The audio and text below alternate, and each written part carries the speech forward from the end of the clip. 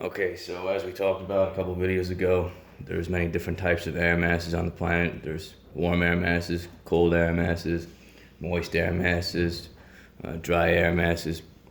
Point is, when those air masses come into contact with one another, this is what we call the front. Okay, so fronts can have very different implications. Meaning, if it's really warm air, if it's really cold air, if it's really moist air, if it's really dry air, when two different air masses come into contact, that's going to depend on what kind of weather is going to happen at what we call a front. Okay, so the front is where two air masses collide with one another.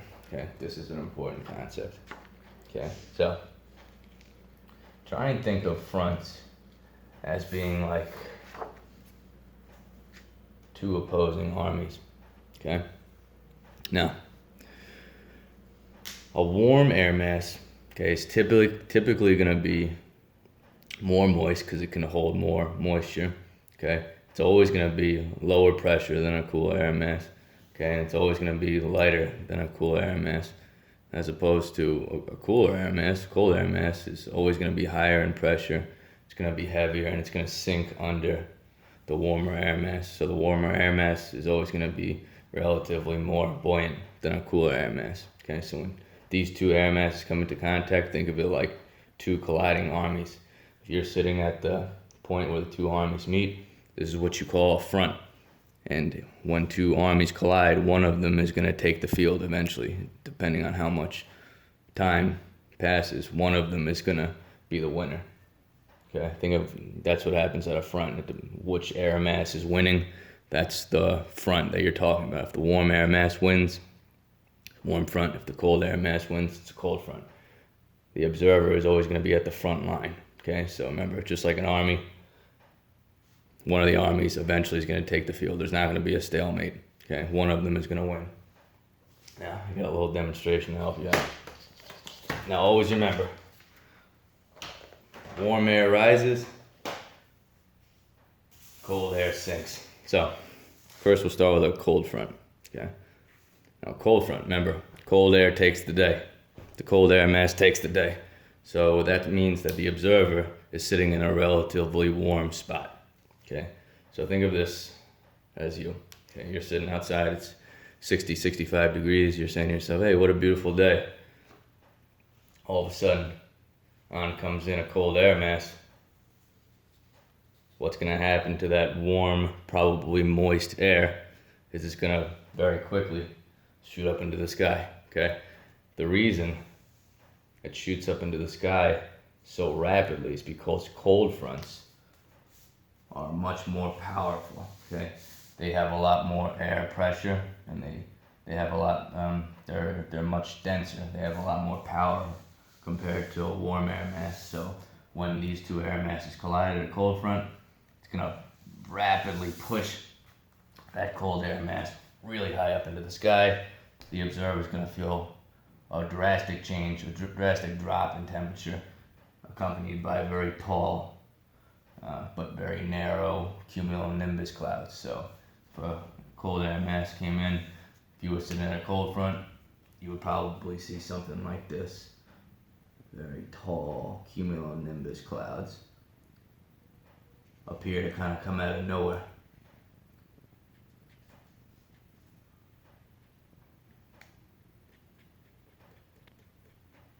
Heavy rain, dramatic drop in temperature.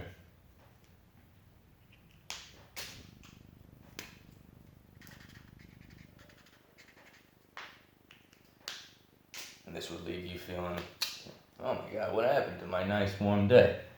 So boom, this guy came in, railroaded through that warm air mass. And remember, the cold front, the line moves a lot quicker because the cold air mass is more dense. Okay, it has higher pressure. Okay, it's got more molecules per volume because of its cooler temperature. So it has a lot more. Think about this as a much stronger army and a much weaker army, just pushing it back really fast. So the observer sitting right here would feel very cold very fast, or it would feel a drop in temperature very fast, but it would be over pretty quickly. The really heavy rain shower would be over really quickly. The warm, moist air would immediately get pushed up into the sky, cause that heavy precipitation, sudden drop in temperature. So let's compare that to a warm front. Okay. Completely different circumstances, okay? So if you're sitting at a warm front, let's say you're sitting right here, it's the opposite. You're saying to yourself, hey, it's a little chilly outside. Okay, let's say it's 45 degrees, okay? It's 45 degrees and here comes a warm, moist air mass coming from Puerto Rico. We're hanging out in New York City. It's gonna come in, but remember the warm air mass is gonna do what it does best. It's gonna go above the cool air mass. So even though that this one is the more powerful one this time, it's still more buoyant. So it's still gonna rise above the cooler air mass. So what is this gonna do? It's gonna cause gradual stratus, cirrus, but not very thick clouds. Light precipitation, a pleasant change in a warmer temperature, but it's going to happen over a longer period of time, because warm fronts have less pressure. This is a low pressure system coming into contact with a higher pressure system. So when this warm air mass comes in, see, I got this 1,000 kilometers to represent a much slower pace. It's going to come in, push this cold air mass, not up, but away. It's going to come in and just push this guy out of the way. So at like a 45-degree angle, it's going to create wispy stratus, cirrus clouds. They're going to go from low-level clouds to the high parts of the troposphere. Okay? Slow, gradual. Now the reason that the warm front moves slow is because the warm front is less strong. It's almost like the underdog winning the fight, you know?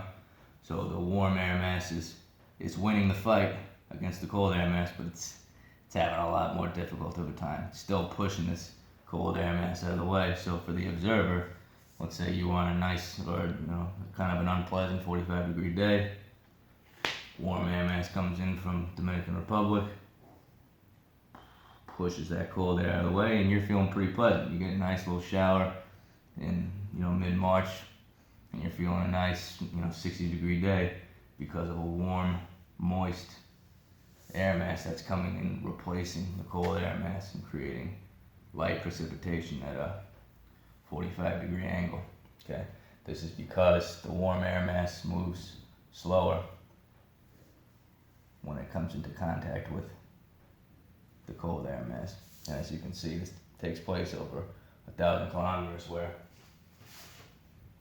the cold front takes place over 500 kilometers. It's because it's a shorter distance. The change is going to be a lot more abrupt. The cold air mass railroads its way through a warm air mass because it's got much higher, or it's got relatively higher pressure. So boom, pushes all that warm, moist air, cools and condenses really quickly, causes heavy showers, slowly overtakes the cold air mass, slowly cools and condenses at different layers of the troposphere, creating that gradual, and for the observer, a nice, warm, pleasant shower. Okay? Warm fronts versus cold fronts, guys. Thanks.